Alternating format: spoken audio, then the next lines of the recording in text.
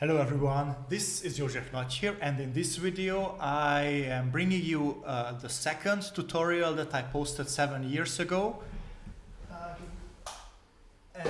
in the Redux live stream, where I revisit my first videos and I comment on them and add some new perspective from 2021. So if you are watching this as an already recorded video after the live stream, then just go into the comment section below the video and then check out at which point the actual tutorial starts. Now I am going to wait a little bit for people to arrive. Okay, so first please let me know whether the audio works, because that's still obviously a problem, but if I get at least one okay, then I am happy.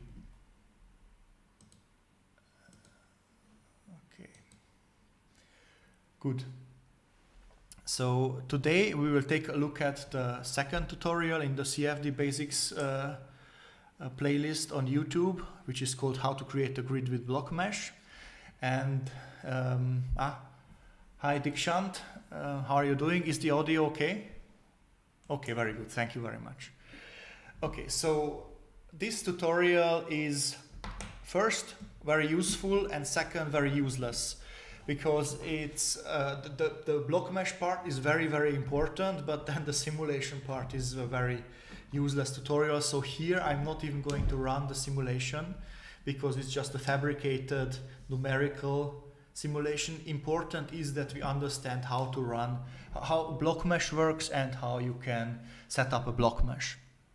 And blockMesh is important because you can create a perfect mesh with perfect hexahedra, which is very important for OpenFOAM. And especially for 2D geometries, blockMesh is usually the way to go to create your mesh. And also, if you want to run snappy hex mesh, of course, your initial mesh is generated by blockMesh, but there blockMesh is only used for with its basic functions.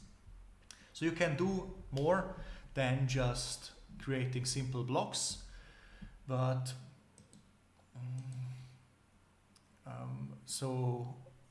let's just take a look at it. So I am not sure whether you can hear the sound of my previous video, but it doesn't really matter. I just wanna, so I can hear it.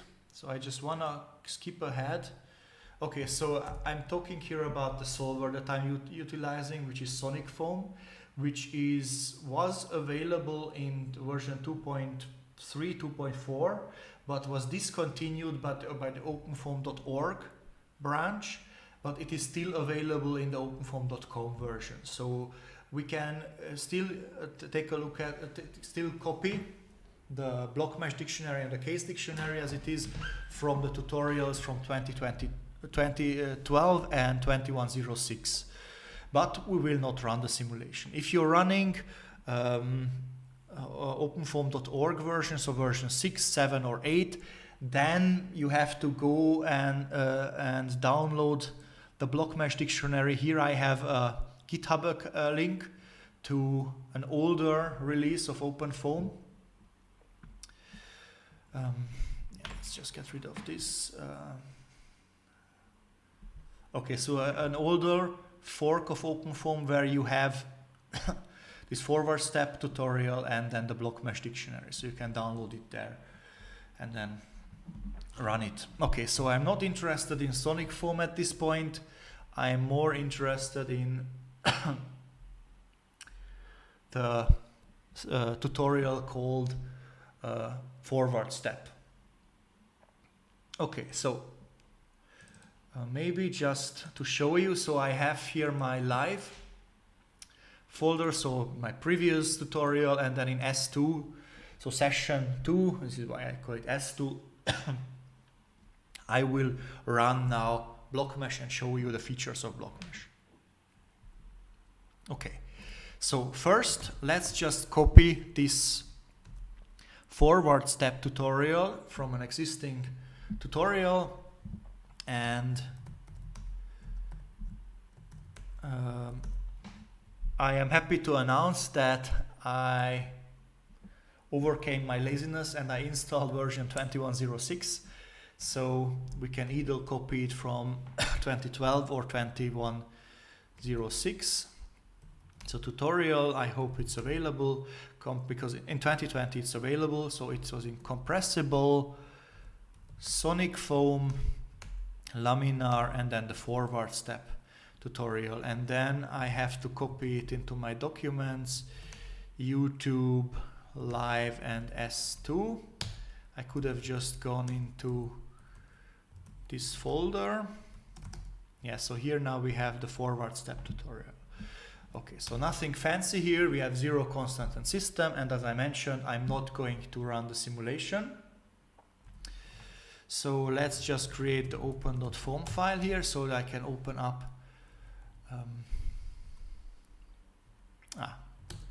wrong folder. So I can open up then blockMesh. Okay, so I'm not really worried about the initial conditions. I'm not worried about these settings. I will talk about the polyMesh folder that we will generate once I execute blockMesh. And mostly I want to talk about blockMesh dictionary here. And actually I will just follow along here with my tutorial. Just let's see what I do here. Yes, so I am correct from 7 years ago. So usually I advise you to have, if you have a tutorial where you know that it works, never modify that, usually make a copy of that. So I can do that, or yeah, I can do that, and then let's call it test case, or let's call it blockMesh. Okay, and then I'm just going to open up here the blockMesh dictionary. Okay, yeah, so okay, I called it forward step _1.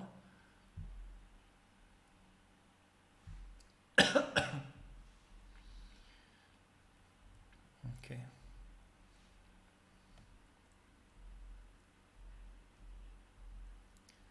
Yes, so this is now, this change has been around now for a while. Back then, 7 years ago, the blockMesh dictionary was defined in constant polyMesh. Now that was bad, because if you wanted to delete your mesh and you just typed in rm-r constant polyMesh, then you immediately deleted also your blockMesh dictionary. So nowadays the blockMesh dictionary is in system, which makes a lot more sense than in constant polyMesh. So this is an improvement compared to 7 years ago.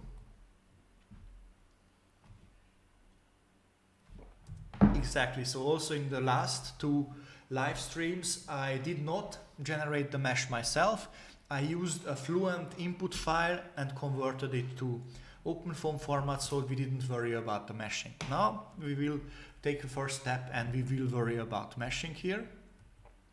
And yes, so here you can see the same blockMesh dictionary file, just here in gedit in Ubuntu, and now here in Windows 10 in Notepad++, but it's the same file. Okay. Yeah, okay, so the same thing I can tell you here. So you always have the header, then a scale values. So if you have a very small geometry or very large geometry, then you don't have to type a lot of zeros. So you can scale the vertices here with this number, and then you define a set of vertices, and with these vertices you define your blocks. And then you can define edges and you can define your boundaries. So these are the main settings for blockMesh dictionary.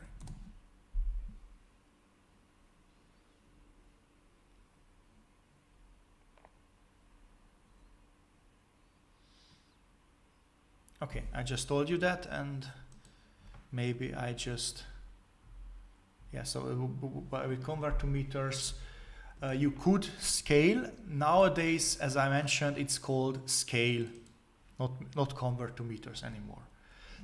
So if you download this old blockMesh dictionary for openfoam.org, then most probably you will also have to change it. But for the .com version, it's called scale. Okay, so and here I have the list of the settings. Usually you only define convert to meters, vertices, blocks, and boundary. If you want to have a fancy blockMesh dictionary, then you can play around with edges and merge patch pairs. But I don't talk about that in this tutorial. Okay, and now we have our set of vertices. And let me just number them. So this is vertex number 0. Like in all reasonable programming languages, we start at 0. So the first entry is number 0, and then it's 1, then 2, 3, 4, 5, 6, 7, 8, 9, 10, 11, 12, 13, 14, and 15. And these numbers, so why did I put here the slash slash? Slash slash is C++ for comment. Everything behind is ignored. So this is important, otherwise you would get an error message. So this is vertex number 0, this is vertex number 5, and this is vertex number 14. And we define the blocks by naming these vertices. So we have a block made up by 8 vertices. And we will refer to those vertices with these numbers. Okay, so, and back then I made a lot of effort on drawing these vertices. So here in the bottom you see my coordinate system, x in the positive to the right, y positive, y in the upwards, and then z is coming out of the plane. And so vertex number 0 is at this point. So you can see here 0, this is our first vertex. And then the second, so yeah, so I explain you here the same entry. So the second entry is then shifted in the positive x direction by 0.6, as you can see in the list of vertices. So this is going to be vertex number 1. So let me see, when I come to vertex number 1, I talk a lot. Yeah, so here you can see that the second one has the same coordinates as the first one, only the x coordinate is shifted in the positive x direction. So this is vertex number 1. And then vertex number 2 is, as you can see, compared to 0, only the y coordinate changes. So that it's shifted up in the y direction, and then vertex number 3 is going to be the fourth vertex here. Yes, so this is 0, 1, 2, and 3.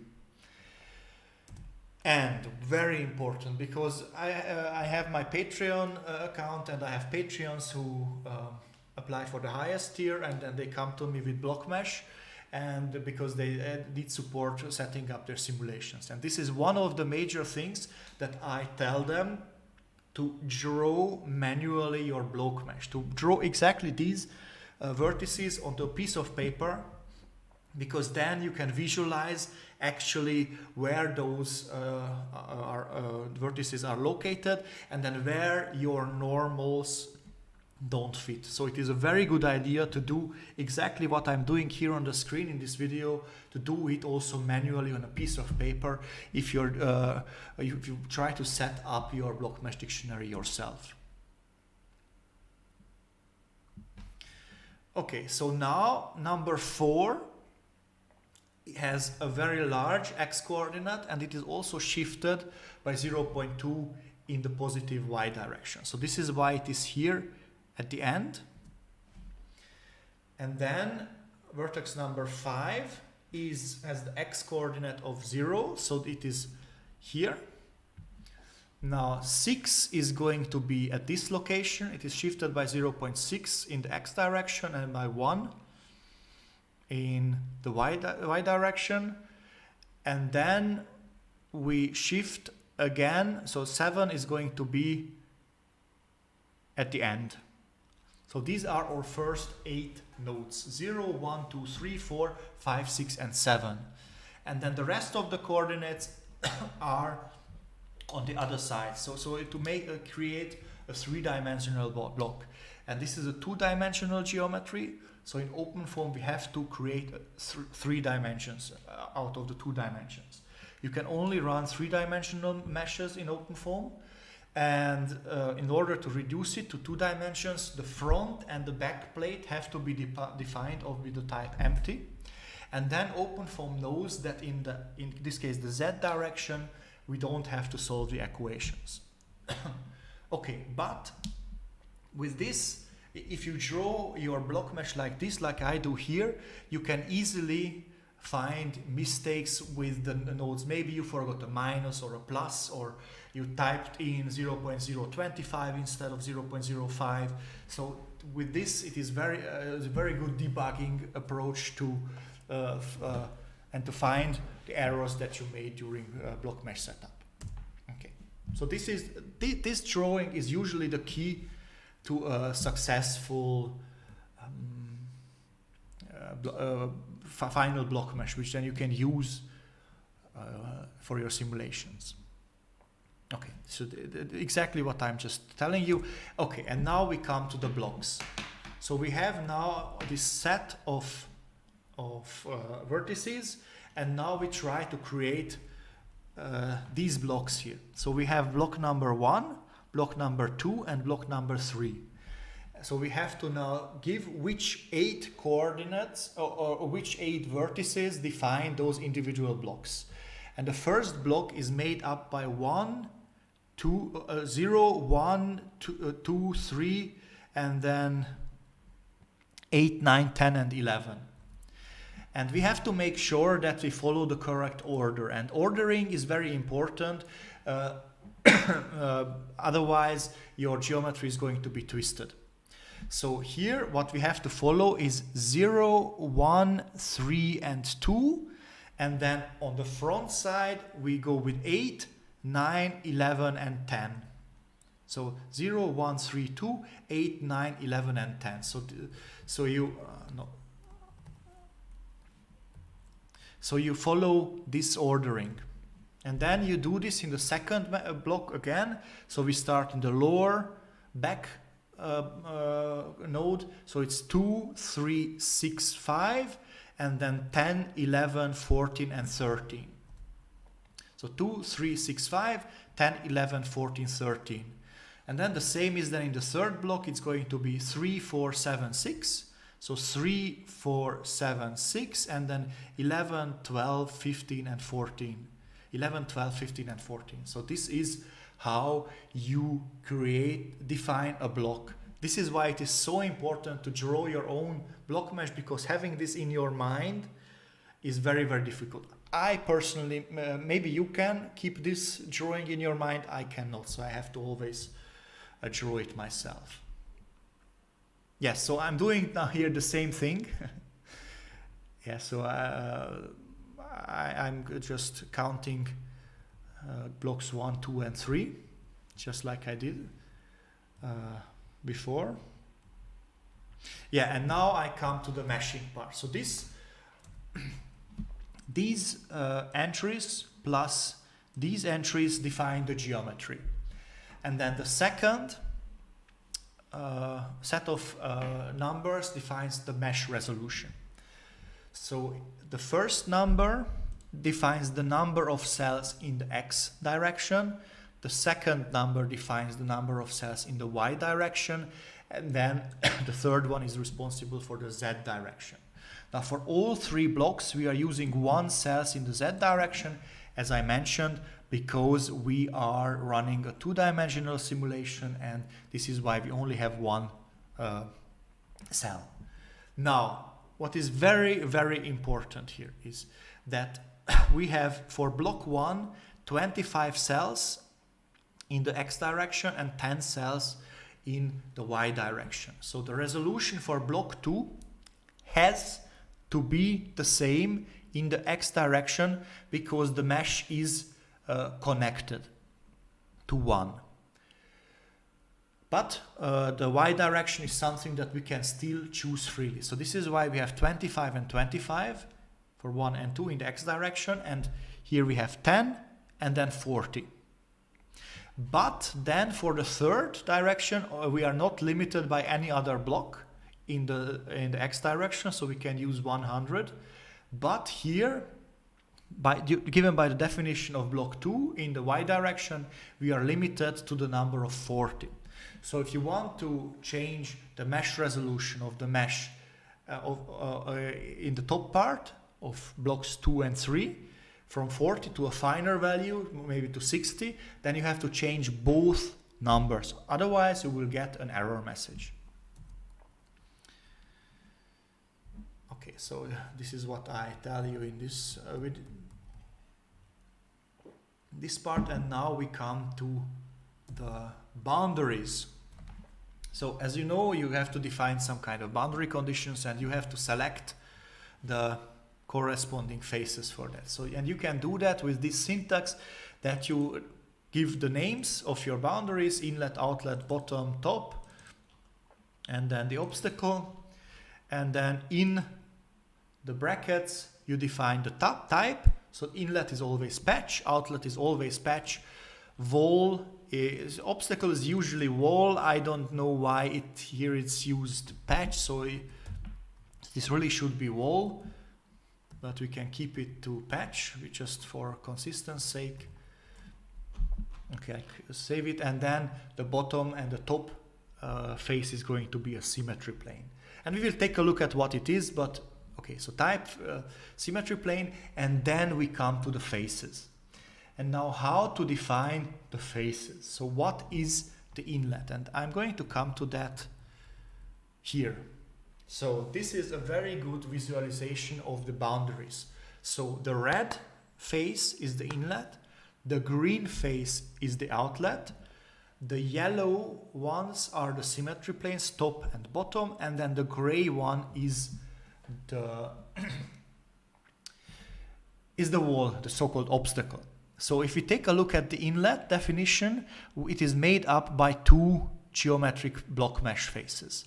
So first this bottom face, and then the second face in block number 2. On the other hand, the outlet is only made up by 1 such face. And we have to, so for the inlet we have to define 2 faces. For the outlet you have to define 1 face.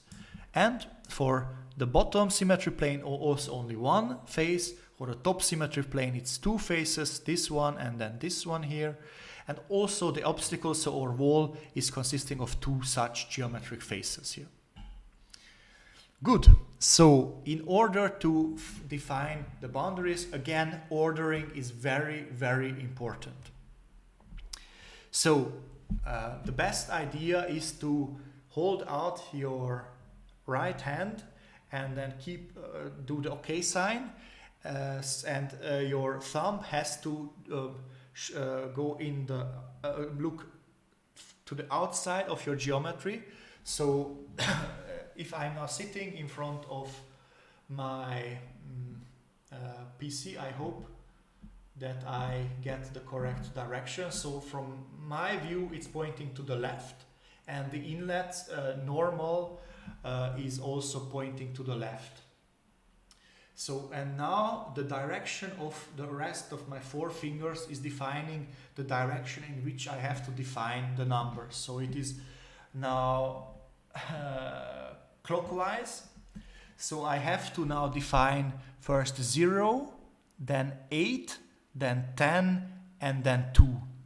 So this direction has to define with the right thumb rule a direction to the outside.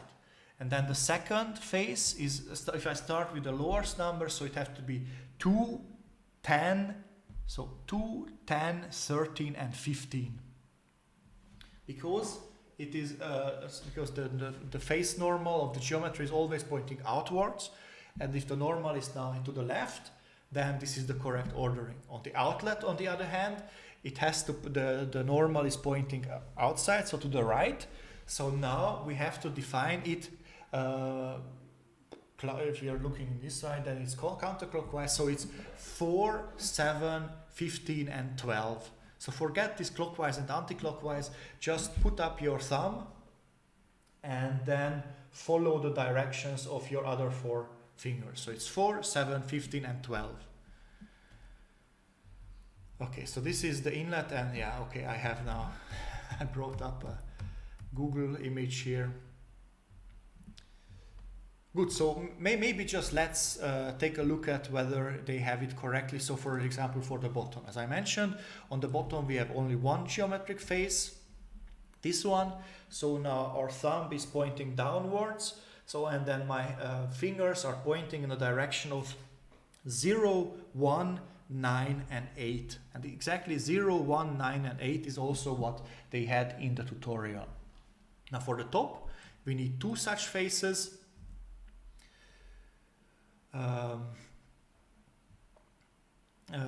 So 2 such faces. Now it's the vector, the normal vector is pointing upwards, so out of the geometry. So for the first face, it's 5, 13, 14, and 6. 5, 13, 14, and 6. And then on the other hand, for the next face, it's 6, 14, 15, and 7. 6, 14, 15, and 7.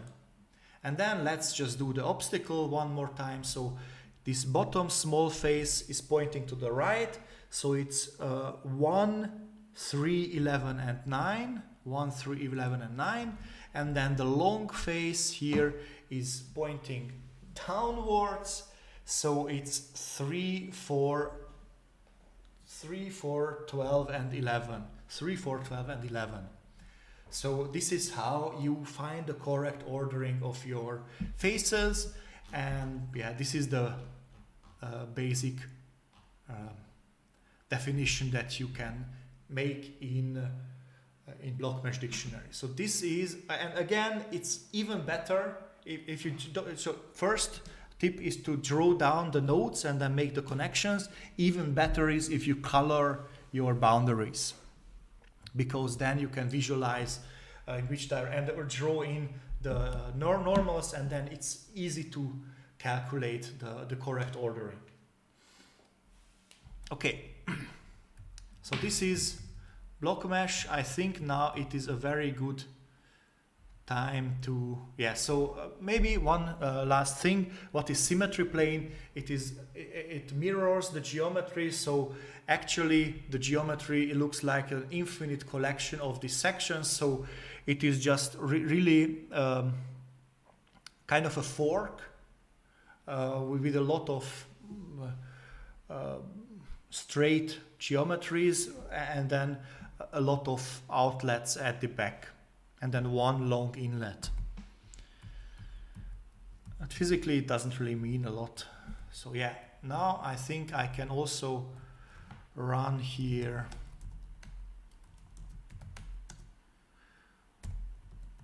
.2106. So tada, first time on a live stream or a tutorial using 2106.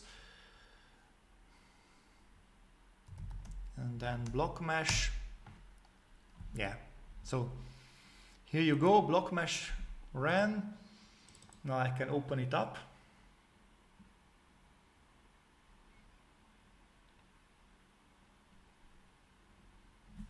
I can open it up. Okay. Yeah, so and now I have my blocks. So here I have my block 1, block 2, and then here is block 3. And maybe I count for you the number of cells here: 1, 2, 3, 4, 5, 6, 7, 8, 9, 10 cells. The 40 and the 100 cells, you have to do it yourself, or you have to believe me that it is 40 and 100.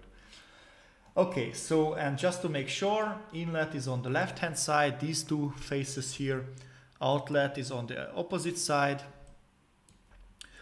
and then top is the top one, bottom is the bottom one, and obstacle is the wall here. Now we have the so-called default faces. These are the front and back planes, but we did not define them. So this is a very handy, but also sometimes confusing feature of blockMesh, that all the faces that you did not define. So if I just quickly go back, because of course, for example, there is this face called 1, 14, 13, and 10. So this front face, which should be part of the front and back faces. So we could define 6 faces in addition with type empty. But if we don't do that, then blockMesh will collect all the rest of the boundaries into one single empty patch and then call it by default faces. So this is then important in your initial conditions, that you have a boundary condition called default faces with type empty. If you don't like the name default faces, then you can change it after blockMesh manually in the file called boundary. So here you have the names of your boundaries, and here before starting the simulation you can always change the names here manually. But if you redo the mesh, then this is going to be overwritten. So if you don't like default faces and you want to use front and back, you can do so. But then you don't forget to change it also in your initial or the boundary conditions. Okay, so there are a couple of comments here. So Augusto, hi, how are you doing? Franco, hi Franco. Also another thing to mention is to visualize the blockMesh, you can use blockMesh right VTK to open in ParaView, or also OBG possibility minus VTK minus OBG. Okay, so now we have a VTU format and an OBG. So let's see what block centers, block topology VTU. So if I just open up the VTU file here, what is this here now? Okay, so this is, yeah, so this is now the block, these are now the blocks. Okay, nice. So block topology with OBGs. Yeah, okay, so it's just really the edges that you can write out. And what's the block centers? So if I make it red, I believe these are points. Okay, I'm not sure about the block centers, but you can visualize nicely here the your blocks. So thank you, Franco. So Mehran retracted his message. So hi Mehran, thanks for joining. Okay, so then I talked a lot here. So I do have one additional thing that I want to mention, but let's see. Yeah, okay, I'm talking here about the boundary, symmetry plane, yeah, and the different patch types. Okay. Yeah, so I just open up the meshing ParaView. Okay, before I continue, I did not talk about that in that video, but the mesh files here. So because I usually say, okay, the mesh is in the polyMesh folder and you can find it, and it's a complex setup. So actually, so the boundaries are defined in the file boundaries, and then you have 4 additional files which define the basis of your mesh, and everything else is then being set up in your RAM during the setup while it says creating mesh. For a large mesh, usually this takes a long time. So in the file points, you have the coordinates of all the nodes, and now I'm just going to go back to this. So all the nodes of your individual cells. So this is a cell node, this is a cell node, this is a cell node, this is a cell node, this is a cell node, this one. So you have, for this case, 10,852 coordinates. So these are not cell center coordinates, but these are really the nodes which define faces, and then those faces define cells. Yeah, so you have a long list starting at 0 and going until 10,851. And then you can go to the faces, and now you have a long list of 21,175 faces. And since we have now a perfect mesh, we have always 4 vertices defining one face. So we have hexahedra with blockMesh, so one face is always made up by 4 vertices. Of course, if you have a prism, then the front and back face is always a triangle. Then you will only have something like 3 and then 1, I don't know, so it's somebody, and then only 3 coordinates. And for polygons, you can have also more than just 4 coordinates defining a face. So you have now all your faces. So for example, this is a face, then this is a face, then in between these 2 cells, you have a face. So I try to show it here. This is a face going inwards and then coming back. So between these 2 cells, so you have also the internal faces listed here. 21,175. And then you have a neighbor and owner.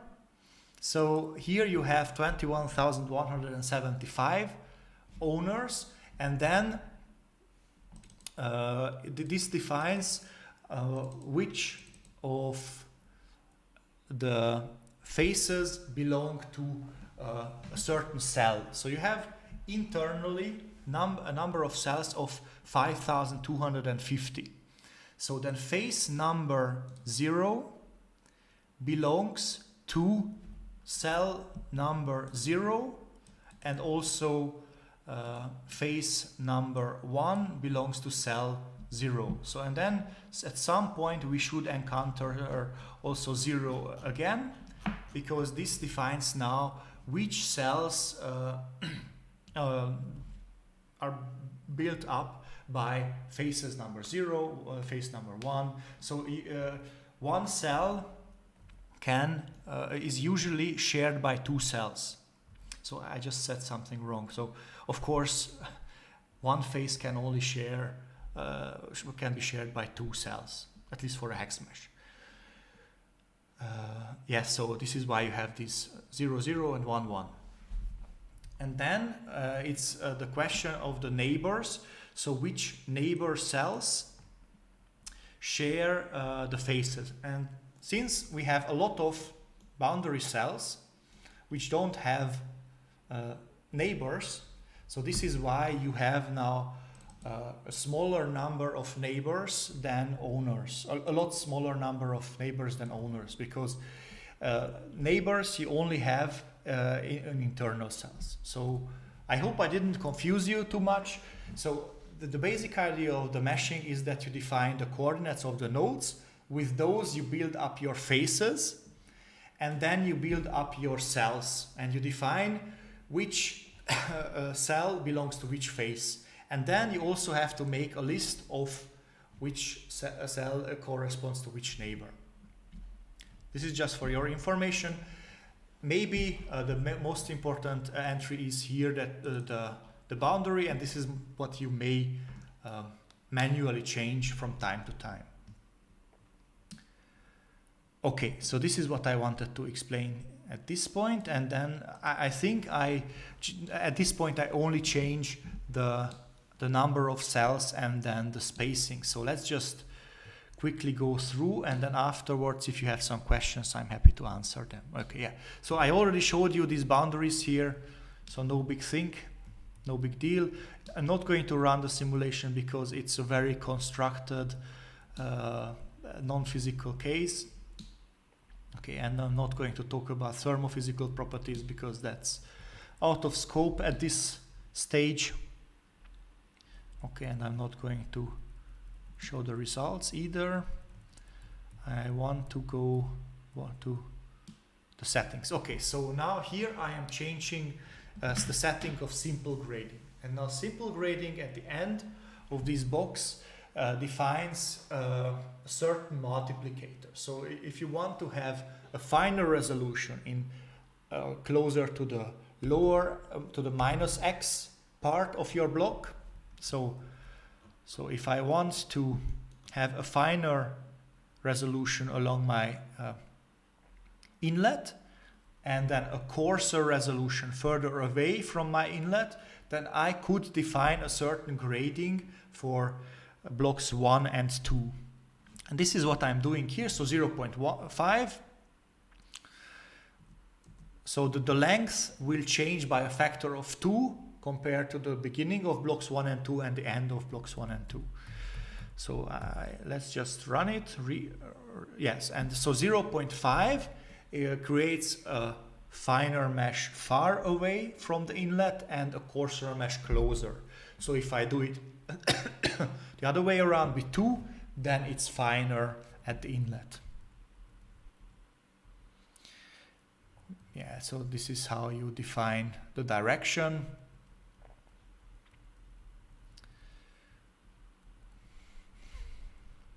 Yeah, so now I changed it to 2, 1 and 1, and now this is actually what you would usually desire, is to have a finer mesh at the inlet or at a wall, for example, not in the center of your domain. Unless it's a detachment region, then of course you want to do it close to a wall. Okay, so and you can do the same thing in the y direction. So here I change it to 0.5, and this will now change the mesh only for block 1. And you can have to change it only once because this is not connected to any of the other meshes. If you want to do it to blocks 2, then you have to do it also for block 3.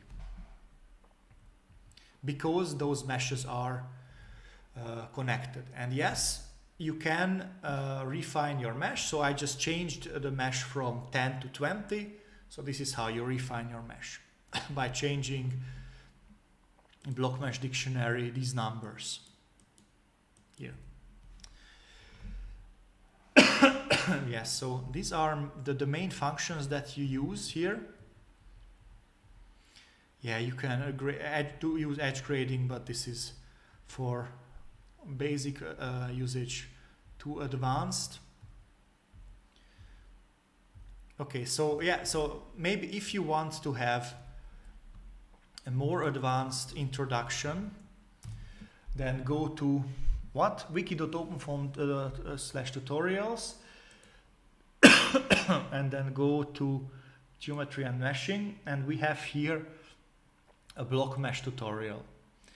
And this is a very detailed tutorial on how vertices, blocks and boundary works. This is by Divayesh Varia from the Indian Institute of Technology, so shout out to him.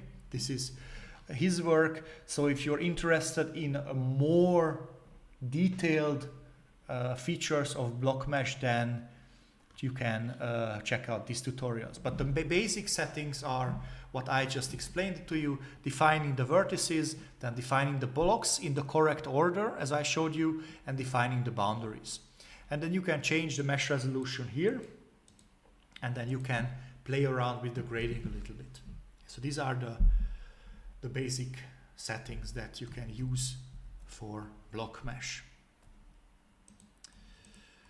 Okay, I just deleted this. Okay, so now before I forget, I will just create an s2.zip, and then I will upload this after I stop the live stream, and upload it to my GitHub so you can download these files, but I didn't really change a lot. But you can just check out my final setup, and then you can run it yourself and then see what is the difference. Okay, so I can see that there are a couple of questions now. This was what I wanted to explain to you about blockMesh. I hope that it helped you and that I could add some additional information compared to 7 years ago, and I didn't really confuse you. Okay, so hi Camillo. Hi Josef, thanks for sharing your knowledge. I have a question. How OpenFOAM now know what phase is internal and what is boundary phase.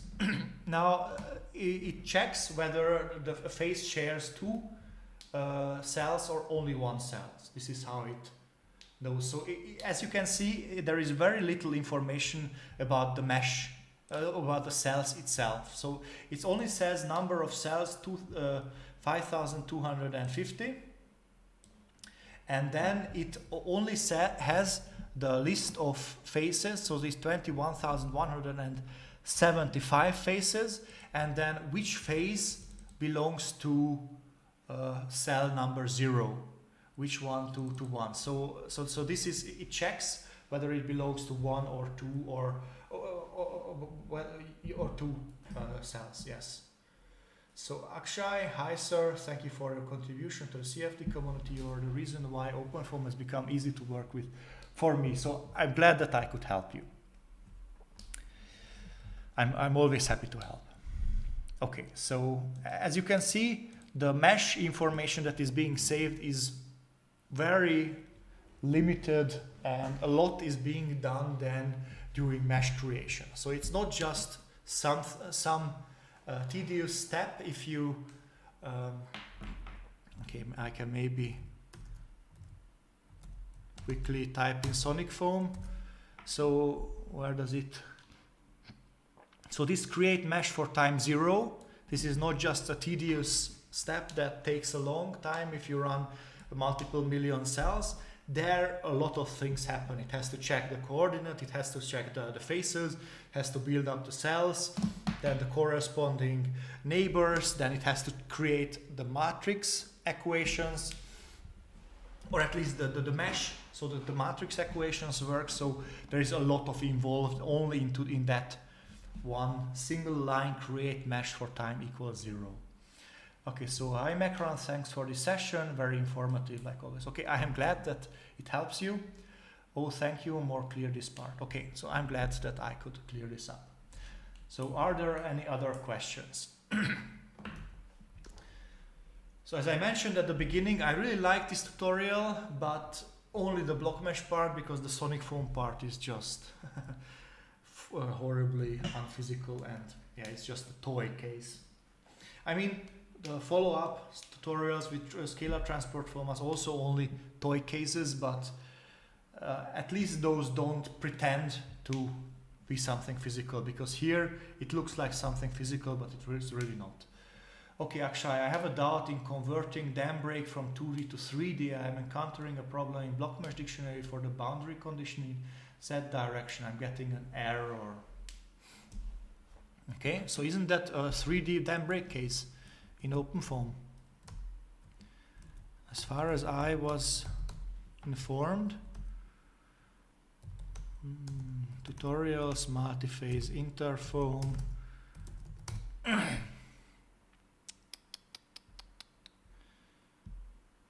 Okay, so no, but I thought there is a 3D dam break. Dam break with obstacle. Yes, so this is a 3D case. So maybe this helps you. Dam break with obstacle.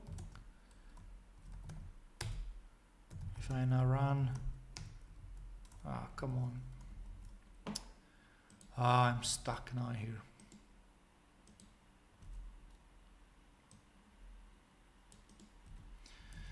Okay, then version 21.06. I type in blockMesh.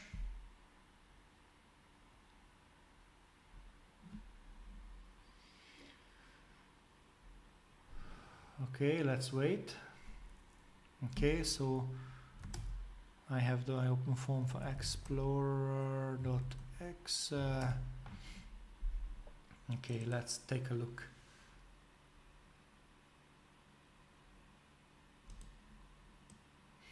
Okay, so this is then the first part.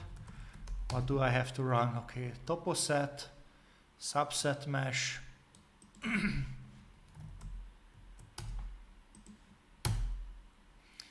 Subset mesh, and now Yes, so this is now a 3D case. So maybe you can check out this case. I mean, this doesn't only utilize blockMesh, it also utilizes toposet to select the cells and subset mesh to delete these cells, but this is a 3D case, so maybe it can help you with your blockMesh problems. I hope this helps. Okay, so Camillo, and another question, what is the main difference between symmetry plane and the wall? I noticed that it is used in wall. So symmetry plane is, as I mentioned, it's a mirroring of your results, and then wall is just a wall. So the velocity is going towards 0, for example, but so symmetry plane, it just makes a mirror of, assumes a mirrored velocity field. So Akshay, I have asked the question in CFD online, but I still haven't got any answer for my questions.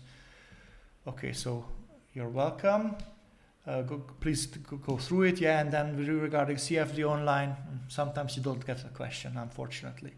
Hi Harry, could you do a tutorial on DCMC foam?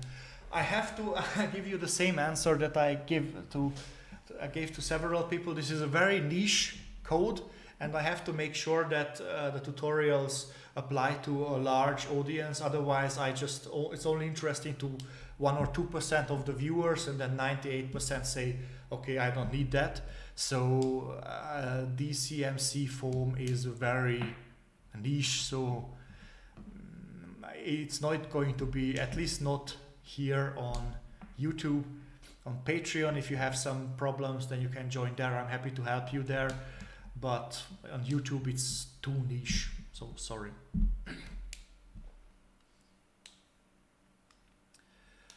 Are there any other questions? Because let's see. If not, then I'm just going to, yeah.